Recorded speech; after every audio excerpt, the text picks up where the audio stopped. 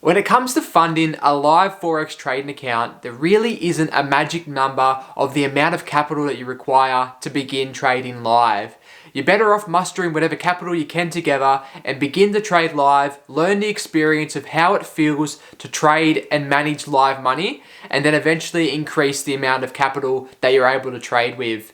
Today we'll be discussing what I believe is a great starting point for live trading and how you can continue to increase your trading capital moving forward.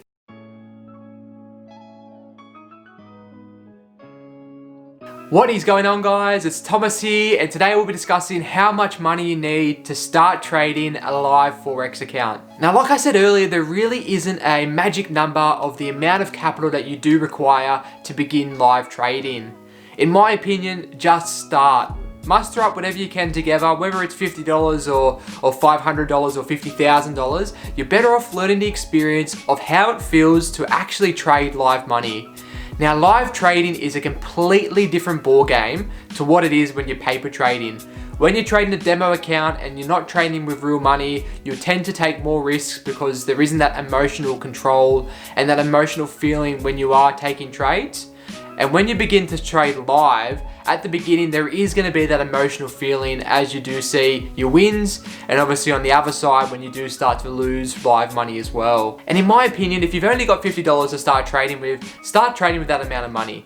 Now, you must make sure that this capital that you are putting towards your trading account, if you lose that money, it's not going to be the end of your world. So this money needs to be investment money. It must be money that you won't, obviously you're going to feel emotions if you do lose that money. However, it's not going to be the end of your world if you do lose that money. Now, when you do start to trade live money, most people will lose a lot of their capital. 90% of traders will lose 90% of their capital within the first 90 days. So don't expect to come out of the ballpark becoming a consistently profitable trader. Now, if you have followed the steps in my previous videos of how to become a successful trader, then this is obviously going to put you into a better situation than it would have if you were just to start trading live from the start. Now, when I did take a step back and I stopped live trading and start to learn the process and fine-tune my trading ability, then the bleeding stopped, I stopped losing money, and I was able to become a consistently profitable trader. But if you are in a position where you only have a small amount of money to start trading with and this money isn't going to be the end of your world,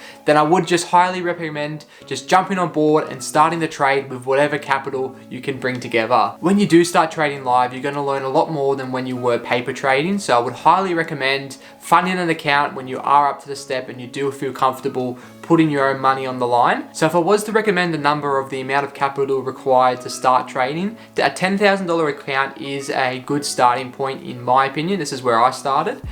Reason being, it's enough money to really feel the emotions when you are beginning the trade.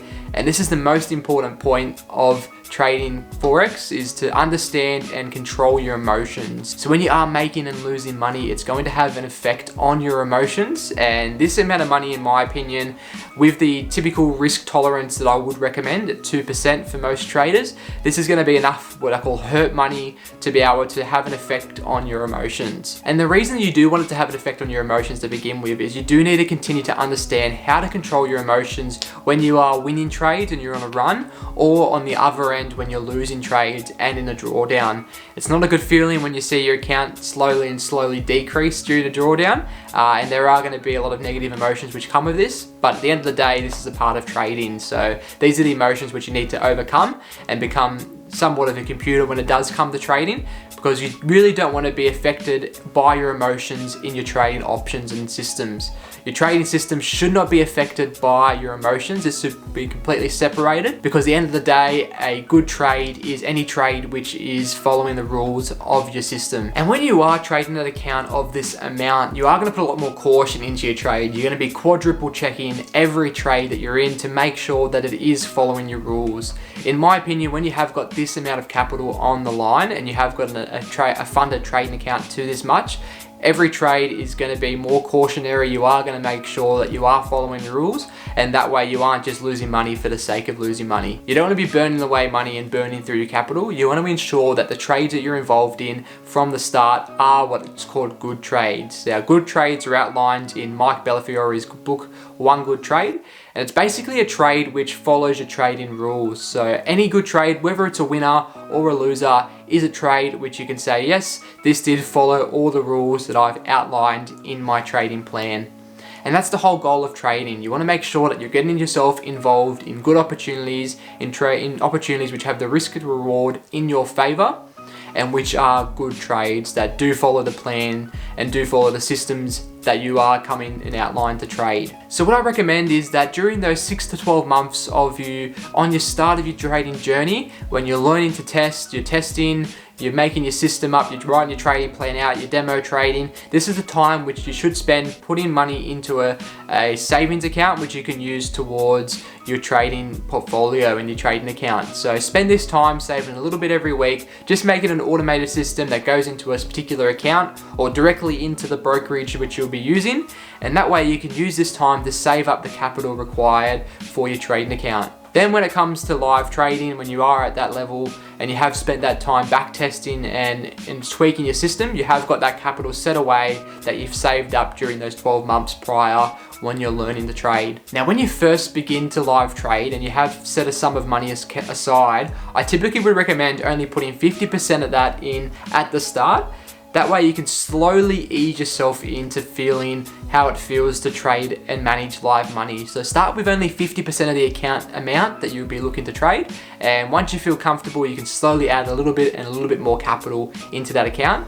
And that's just to make sure you feel comfortable with managing, say, $5,000, then $7,500, and then eventually $10,000. And of course, this will continue to grow as your account increases and as your savings towards that account also increase as well. So when it comes to living off your actual trading returns, a $10,000 account isn't going to be adequate to be able to substantially have an income to be able to live off. So let's say with your $10,000 account, you make 3% a month, which is a fantastic return for a consistently profitable trader. If you compound this out, this works out to 42% a year. So off a $10,000 account, you'll be taking away in profits of $4,200.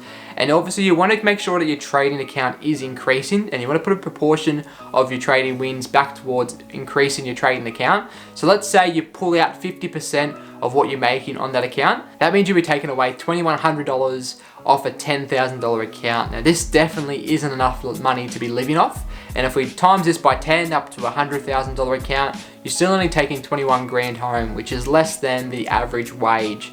Now this is where you find a lot of traders will supplement their income through other mechanisms such as other businesses. They'll go trade other people's money, they'll go trade for a proprietary trading firm or a type of managed firm, or they'll start an education business up on the side.